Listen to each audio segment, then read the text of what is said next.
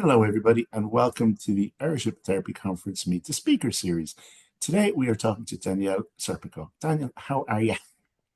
I'm fabulous. Delighted to be here with you, John. Excellent. Excellent. You're just back from Italy, aren't you? Yeah, not too long and planning to go again because I am half Irish, half Italian, so I do like to kind of mix it up a bit. Absolutely. Well, you got some vitamin D in you for while we were here stuck in storms and what have you. Nice plan. Um, so, do you want to let people know a little bit about who you are? Most people, a lot of people will know you, and most will probably, but for those who don't, just a little bit about your background and what you do. Sure. So, to give a very brief history, we could say I'm half Irish, half Italian, and I started off my career in actually by chance again in the career in the restaurant business. But fast forward to 2009, the crash of the Celtic Tiger, I ended up losing everything, going bust, made some business mistakes, we could say, and I paid the price. However, even though it's easy to say it now, it wasn't so nice at the time, it was a great lesson because what happened was I kind of hit rock bottom and I, really very seriously, even contemplated giving it all up. And thankfully, I was a black belt, a physical black belt at the time. And I decided, you know what, I'm going to give life another shot and get back up. So that's where my branding came about, the Black Belt Mastermind. Now, I kind of fell into self-development, the subconscious mind, all of the psychology, hypnosis. I fell into it by chance. I read a couple of books and I really truly believe, I'm not sure how into woo you are, but I do believe that. That could be a very deep conversation, but that's probably for another time. Yeah. Now, I wouldn't have said it at the time. I was very practical minded, very, it was all just practical, logical thinking. But now looking back, I see the signs. And I read a couple of books in a particular order, Power of Now by Eckhart Tolle, followed by Viktor Frankl, Man's Search for Meaning. And they gave me what I needed. Yeah. They really helped me understand a whole new area that I'd never looked into, the power of our mind and the fact that we are in control, we can be in control of our mind rather than the other way around, rather than running on autopilot. And that gave me a huge awareness and awakening and an ability to pick myself back up. I kind of realized, you know what, I can get back on track. So I started doing this all for myself. The third book I came across was Paul McKenna. And I loved his stuff because he actually gave a book which was quite, all his series of books, Mhm. whatever, Yeah. the whole sequence of them. And I found them quite practical. They were little snippets of techniques and methods that I could actually implement. And I was the biggest skeptic about the subconscious, but they started to work and I started to change how I felt about myself. It was all down to my self-worth because something I talk a lot about is the difference between confidence and self-worth.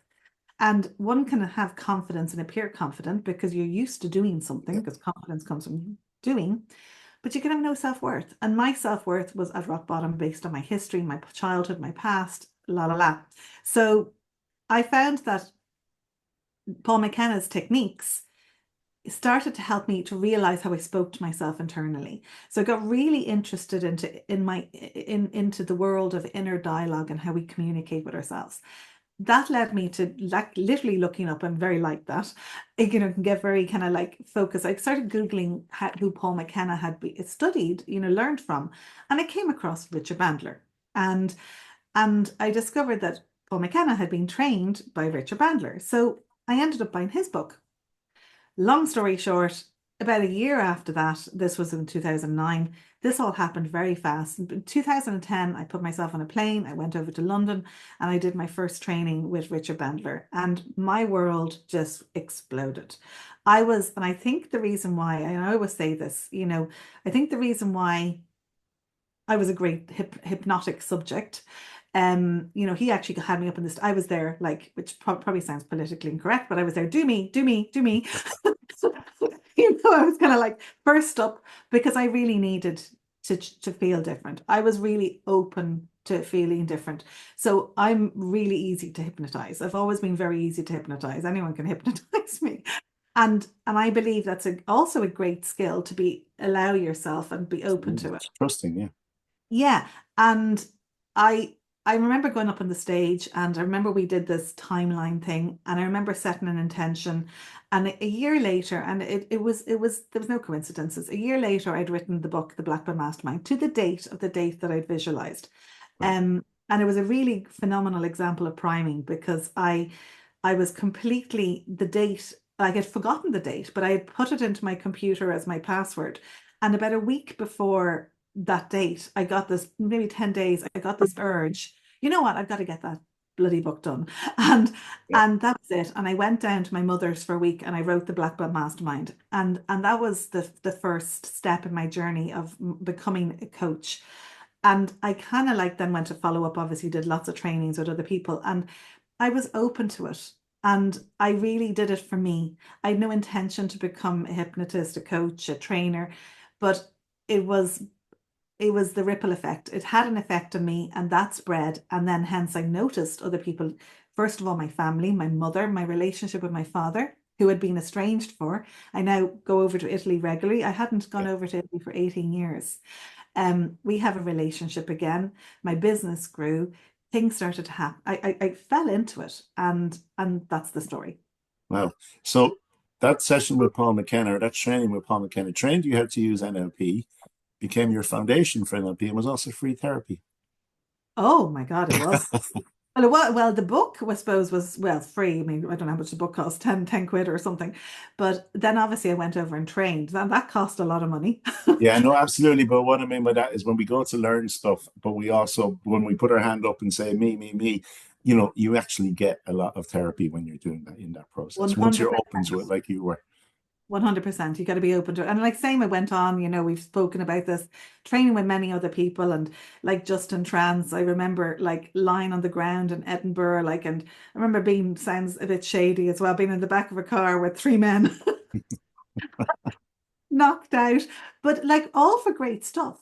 And like really, really good stuff. So like, yes, it was fun, but it was life changing. It was like really life changing and transformational. So Well, yeah, you use it now. You set up your own practice and coaching and training company, yeah, which is the Black Belt Mastermind.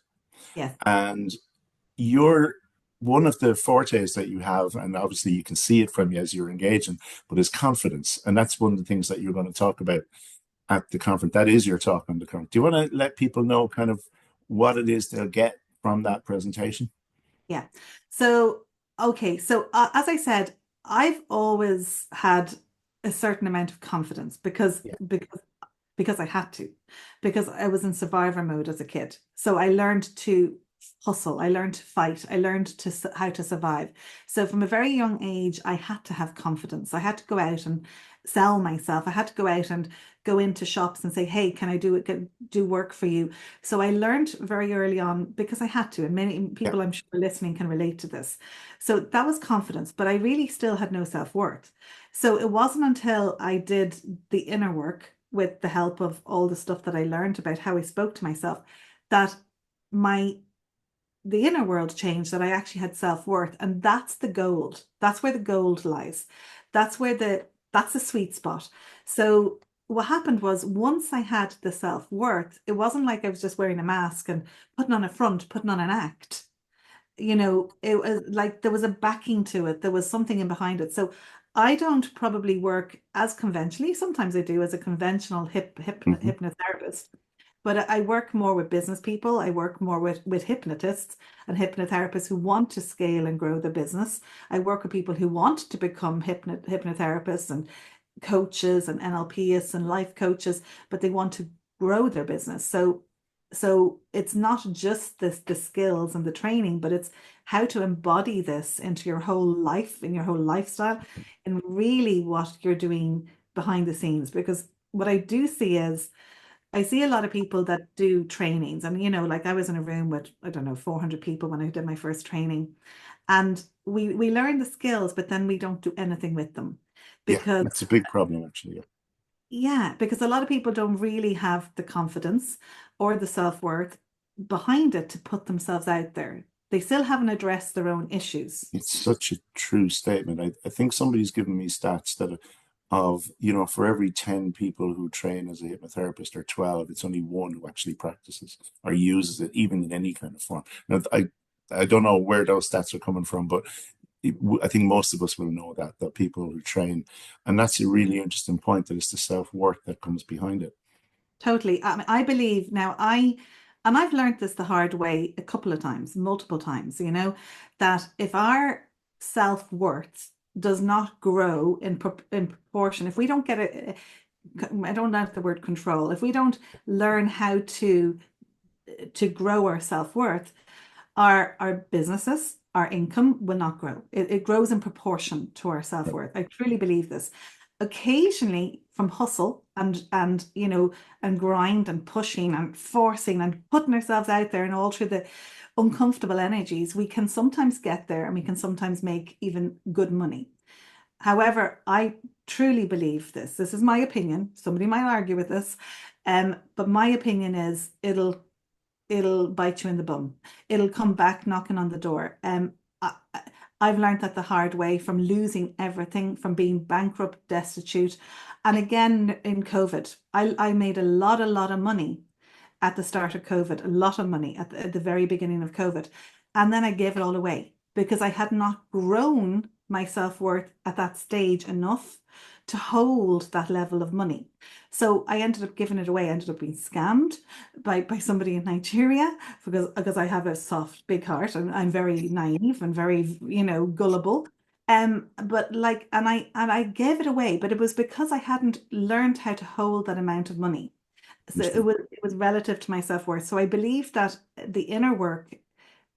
So what I do a lot is a lot of the inner work as well as the strategy. I mean, I help other businesses grow to six figures and more. I've always been a businesswoman, always worked myself.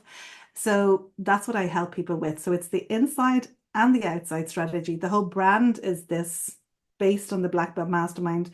It's you've probably seen this symbol, Yeah. but it's the feminine energy, which people probably don't like, sounds a bit woo-woo, but it's the open hand, the scholar, the learner, always a learner, always open to learn more, always receptive. Yes. And the warrior, the masculine side, is the doing side. And it's those two together that create the sweet spot. And that's what I teach and talk about and help people with. I love that, actually, because it's almost like sometimes when you have that hustle, that external confidence, it's like when you don't value yourself to that respect, it's like you're carrying a weight on your back and people can get that sense from you. Whereas when you can change that, then suddenly everything changes. Yeah. Um, so you're going to be presenting on that and helping people to understand how they can do it. Yes, I talk a lot about conversational hypnosis because, Yeah. again, as I said, it's not just what we say necessarily to our client. It's also what we say to ourselves. And I believe if we have not learned how to speak to ourselves in more It's a beneficial ways, hugely important point, massively important. you're not going to be able to do that naturally. Yeah. Like, there are things that, for example, I actually find very hard to do in a negative way, or I wouldn't want to, but like, we do things without realizing that actually are unbeneficial for people around us. And we say things and we gesticulate in ways that actually cause more harm than good. It's unintentional, Yeah. but we don't, if we're not aware of what we're not aware of, we can't change it. Yeah, no, it's kind of an internal congruence. But those words that we speak to ourselves, I mean, as I've kind of said to clients, who's your best friend? Who do you live with 24/7, 365? You. So it's important that you say the right words to yourself. Yeah. I love that, actually. I love that. Okay. So I'm so looking forward to this presentation. You're on Sunday morning, Yeah. and it's going to be fascinating. I'm so looking forward to seeing you in Dublin. And to everyone who is watching this, thank you so much for taking the time to watch. We'll see you all in Dublin on the 5th and 6th of April at the Irish Hypnotherapy Conference. All the links on www.irishhypnotherapyconference.ie. And we wish you all an amazing day. Have a wonderful day.